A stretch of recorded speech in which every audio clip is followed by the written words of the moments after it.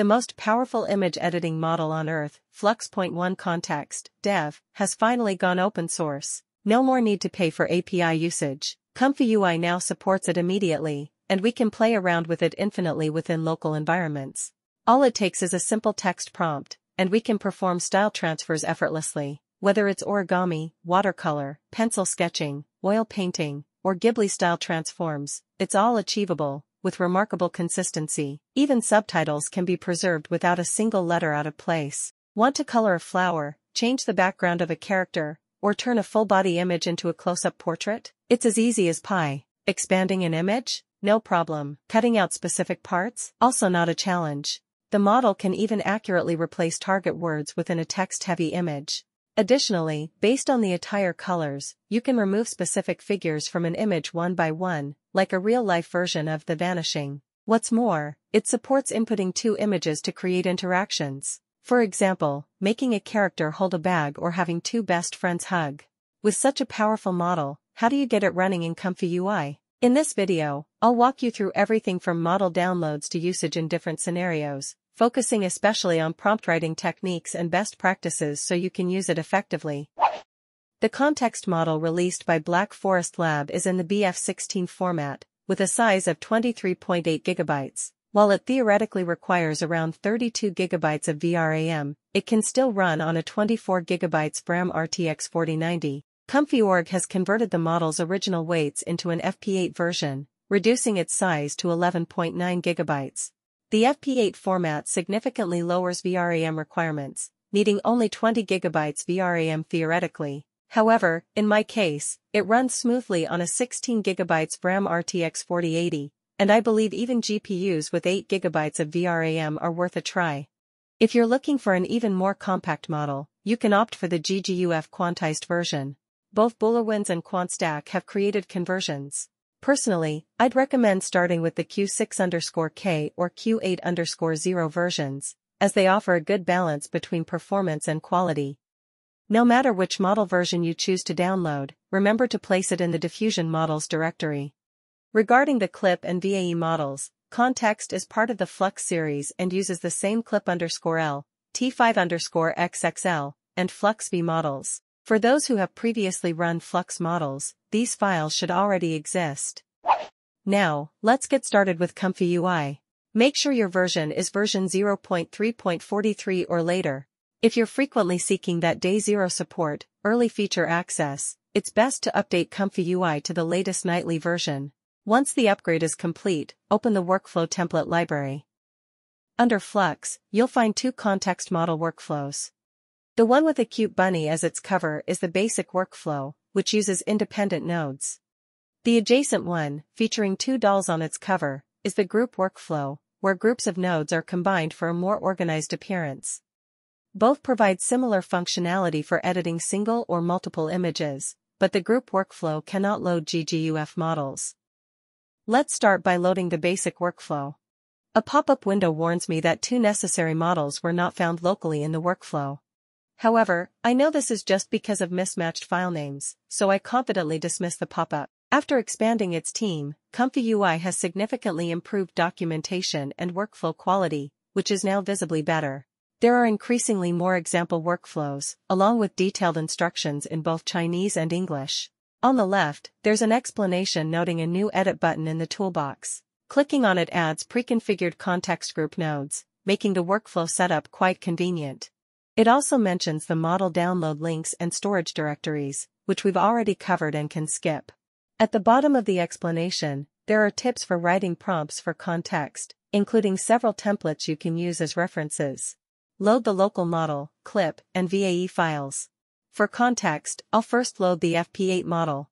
Later, I'll compare the results with the GGUF version. The image loading node automatically selects the most recently generated image, which is great for continuous edits but only searches the output directory. Since I want to use an image from the input directory, I switched to a regular image loading node. I'll demonstrate with this image of a lady in a white dress generated using Flux. First, let's test style transfer. The prompt template divides into two parts. The first part specifies the task. Here, I'm switching to a 3D anime style. The second specifies what to keep unchanged. I'll require the same composition to be maintained. Without adjusting anything else, I click Run. Indeed, the Kontext workflow is this simple. In less than a minute, the results are out. The style was successfully switched, while the character's details were preserved wonderfully. If you want a stronger style transformation and don't need to follow the original image strictly, you can try removing the constraints from the second half of the prompt. Next, let's try watercolor style. Changing only one word in the prompt and running it again gives equally great results. By just tweaking the first half of the prompt and following the exact same workflow, I've effortlessly converted this image into multiple styles, all of which look excellent. If you want to keep details beyond the composition, you can specify that in the prompt as well. For example, I upload a screenshot from a previous video, which contains subtitles and other text. In the prompt, I request to maintain the composition, character, and text. After running, all elements, including subtitles, watermarks, and even the playback button in the bottom right corner, are perfectly retained. Switching back to the earlier example image, the original photo conveys a bright noonday atmosphere. What if we shifted to a sunset mood? For the first part of the prompt, I suggest transforming midday into a sunset, and leave the latter half unchanged. The results are not good. Too much emphasis seems to have been placed on the sunset mood, which skews the image's overall color balance. From my testing, the model excels at transitioning from dark to bright scenes, such as nighttime to daytime. However, the opposite, like transforming bright scenes into darker ones, often results in excessive darkness. Now, let's try altering the camera perspective, asking the model to show us a close-up of this girl. This prompt doesn't come from the ComfyUI provided templates but is one I tested before while using the Kontext Pro API, with reasonable success. The results are here. The facial features, hairstyle, and expression all remain consistent. Up to this point, we've utilized Kontekst's inpainting capabilities. Now let's explore its outpainting performance. We need to make minor adjustments to the workflow. Careful viewers might have noticed that the output dimensions in previous examples didn't match the input image sizes. This occurs because the image scale node automatically resizes input images to dimensions most suitable for context. For instance, our 1024 by 576 input image was upscaled to 1392 by 752. However, since we now want to expand the image, changing it from a landscape to a square format, we'll add an empty SD3 latent image node, setting its dimensions to 1536 by 1536. Let's set the prompt to focus on outpainting, then run it. Larger image dimensions mean longer processing times, so be patient. Once completed, the half-body image has been extended into a full-body portrait. The outpainted sections blend seamlessly with the original. Previously, we focused on editing the entire image. Now let's try some localized repainting. Reconnect the input to the latent node, and we'll continue by filling in a two-part prompt. The first part instructs the model to turn the white flower into pink, while the second ensures the composition and lighting remain consistent. The resulting image looks a bit awkward, but I don't think it's an issue of the image editing itself. It's more likely because the single color feels out of place. Using a more colorful, multicolor palette might produce better results. Next, let's change the background to a seaside setting. The prompt template for this includes the second half emphasizing that the subject should remain in the same position and posture. The result looks decent. However, the lighting in the generated image has changed slightly. A low-to-noise image to image using Flux might refine it further. There's a creative way to play with background replacement, defining the new background as white. The final result essentially functions like image cutout, which feels very practical. In addition to changing the background, we can also replace the main subject. Here, I transformed the girl into a statue. In the prompt, you can explicitly specify woman or use a more general term like subject. The result is here, and the statue's material looks flawless. Now let's try adding some elements to an image. I switched to an image of a chef cooking and added the prompt, place a fork on the plate. The generated result is excellent. With no visible alterations, it looks entirely natural.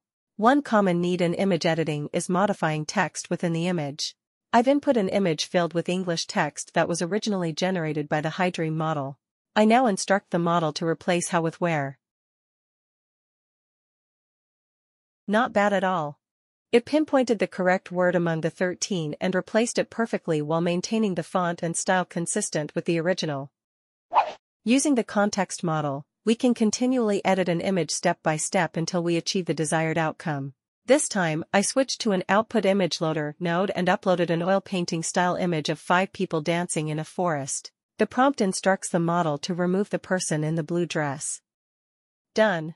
She's gone, along with her shadow. Next, refresh the image loader, load the newly generated image, and update the prompt to remove the person in the red dress.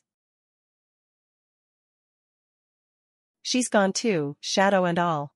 Then do the same for the person in the white dress. By repeating these steps, we can make all the subjects disappear from the image.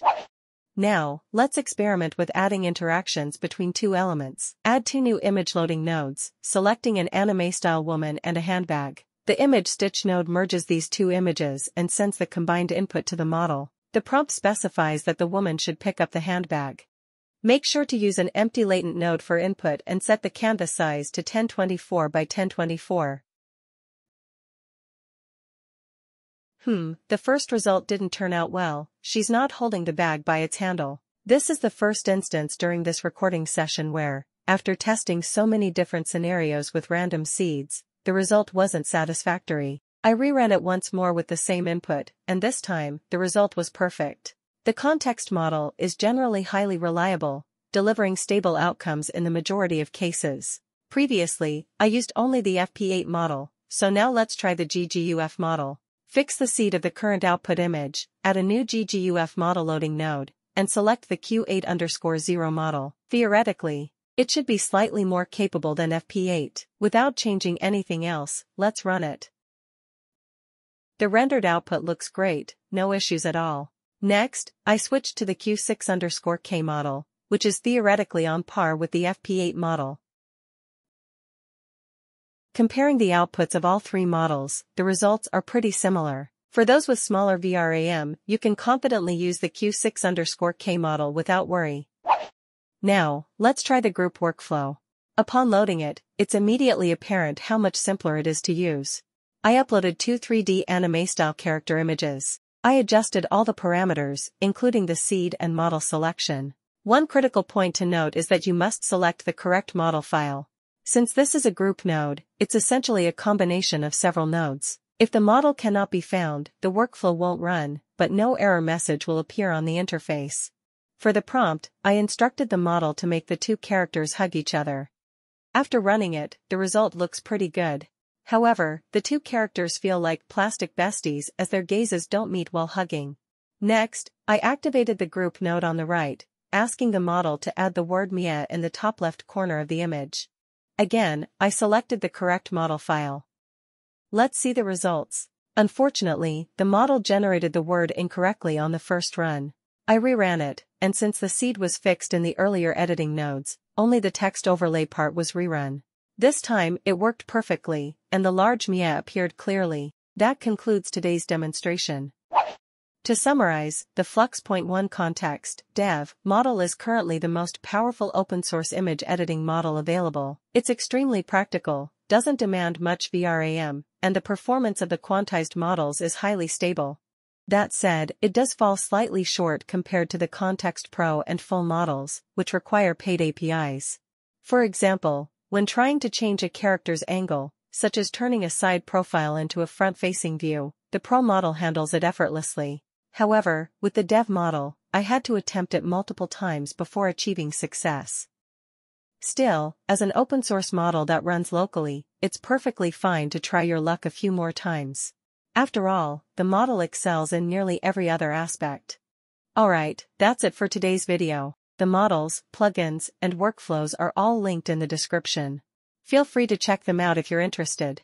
See you all next time.